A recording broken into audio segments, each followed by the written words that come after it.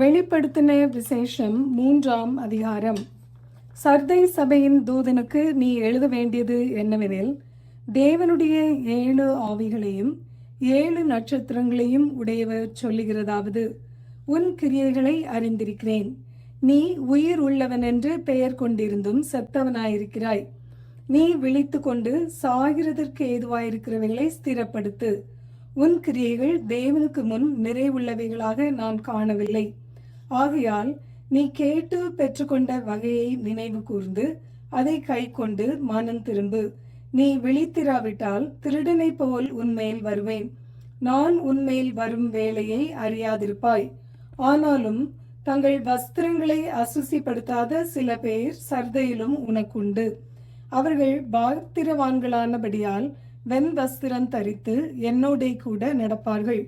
ஜெயம் கொள்ளுகிறவனவனோ அவனுக்கு வெண் வஸ்திரம் தரிப்பிக்கப்படும்.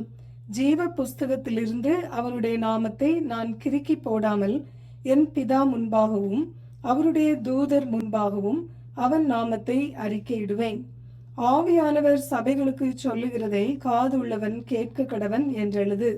பிலதெல்பியா சபையின் தூதனுக்கு நீ எழுத வேண்டியது என்னவெனில், பரிசுத்தம் உள்ளவரும் சத்தியம் உள்ளவரும் தாவீதின் திறவுகோலை உடையவரும் ஒருவரும் பூட்டக்கூடாதபடிக்கு திறக்கிறவரும் ஒருவரும் திறக்க கூடாதபடிக்கு பூட்டுகிறவருமாயிருக்கிறவர் சொல்லுகிறதாவது, உன் கிரியைகளை அறிந்திருக்கிறேன்.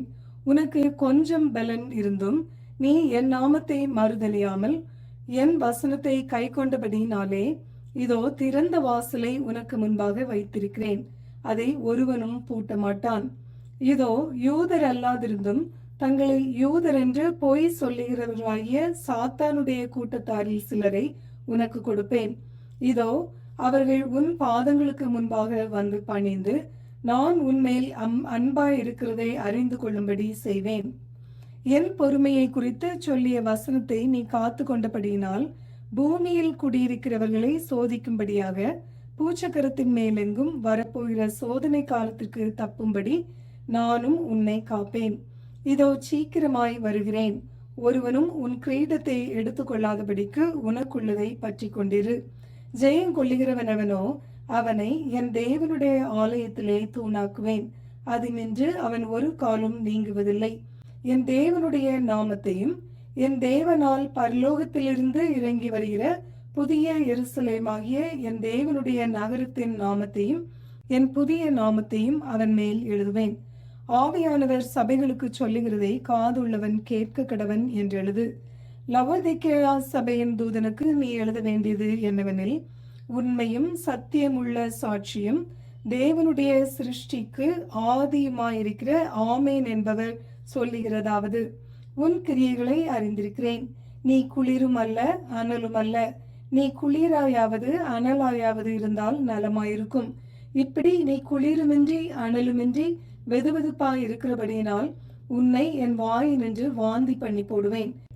நீ நிர்பாக்கியம் உள்ளவனும் பரிதவிக்கப்படத்தக்கவனும் தரித்திரனும் குருடனும் நிர்வாணியுமாய் இருக்கிறதை அறியாமல் நான் ஐஸ்வர்யவான் என்றும் திரவிய சம்பந்தன் என்றும் எனக்கு ஒரு குறையுமில்லை என்றும் சொல்லுகிறபடியால் நான் நீ ஐஸ்வர்யவனாகும்படிக்கு நெருப்பிலே புடமிடப்பட்ட பொன்னையும் உன் நிர்வாணமாகிய அவலட்சணம் தோன்றாதபடிக்கு நீ உடுத்துக் கொள்வதற்கு வெண் வஸ்திரங்களையும் என்னிடத்திலே வாங்கி கொள்ளவும், நீ பார்வை அடையும்படிக்கு உன் கண்களுக்கு கலிக்கம் போடவும் வேண்டுமென்று உனக்கு ஆலோசனை சொல்லுகிறேன். நான் நேசிக்கிறவர்கள் எவர்களோ அவர்களை கடிந்து கொண்டு சிட்சிக்கிறேன். ஆகையால் நீ ஜாக்கிரதையாயிருந்து மனம் திரும்பு. இதோ வாசற்படியிலே நின்று தட்டுகிறேன். ஒருவன் என் சத்தத்தை கேட்டு கதவை திறந்தால் அவனிடத்தில் நான் பிரவேசித்து அவனோடே போஜனம் பண்ணுவேன், அவனும் என்னோடே போஜனம் பண்ணுவான். நான் ஜெயம் கொண்டு என் பிதாவனுடைய சிங்காசனத்திலே அவரோடே கூட உட்கார்ந்தது போல ஜெயம் கொள்ளுகிறவனவனோ அவனும் என்னுடைய சிங்காசனத்தில் என்னோட கூட உட்காரும்படிக்கு அருள் செய்வேன். ஆவியானவர் சபைகளுக்கு சொல்லுகிறதை காதுள்ளவன் கேட்க கடவன் என்றெழுது என்றார். வெளிப்படுத்தின விசேஷம் 3ஆம் அதிகாரம் நிறைவு பெறுகிறது.